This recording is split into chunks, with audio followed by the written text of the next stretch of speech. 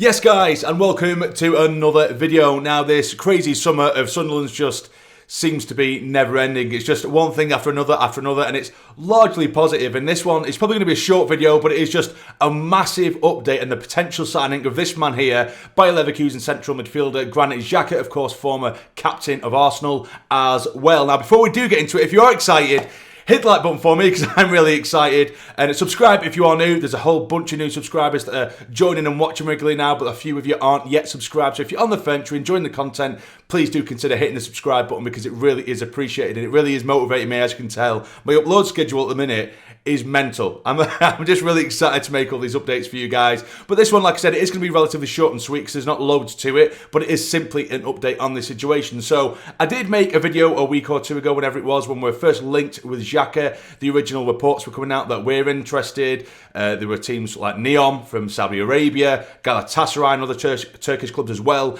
were interested.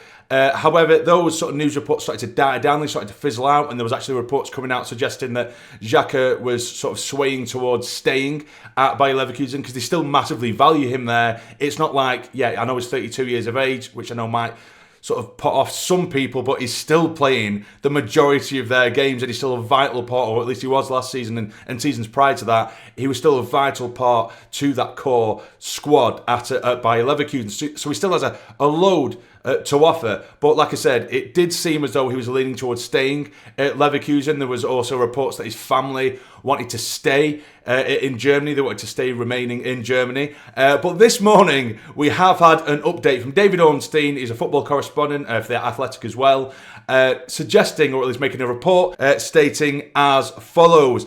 Granit Xhaka informs Bayer Leverkusen he only wants to join Sunderland as club-to-club talks continue. Agreement now in place between the 32-year-old and SAFC.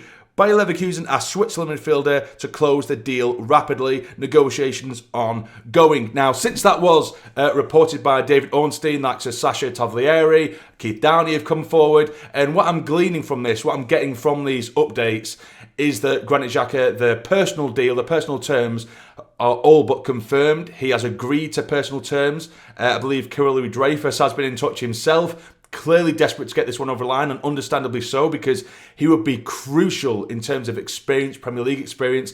There really aren't many midfielders out there like Granit Xhaka with that level of experience in the Premier League, and not just someone who has just racked up appearances. He was successful in the Premier League, playing for one of the Premier League's and the world's biggest clubs in Arsenal. So we really want to get this one over the line. It looks like it could be the case.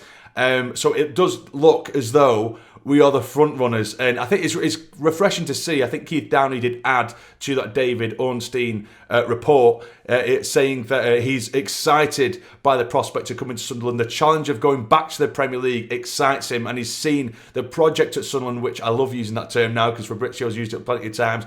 The exciting, ambitious project at Sunderland is exciting Granit Xhaka. Now, similarly to what I said in the last video, in the review of last night's game against Sporting Lisbon, that does beg the question of where a lot of other midfielders are going to go. But I think what we also have seen over the course of pre-season so far, granted it hasn't been that many games, we don't have that much strength in depth. After we play one half with our largely full-strength side, when you watch the second strength, the dip in quality is quite gargantuan. It's huge. Of course, you've got players like Dan Neil, Alan Brown, who can all play in the centre of midfield, but then now, of course, we have Siddiqui, Lefay, Diarra, amongst others, in the centre of midfield. Now, to add Granit to that as well, for me, he slots straight in there. But, you know, after seeing that trio, as I kept on gushing over last night, of Siddiqui, Diarra and Lefay, it's hard to...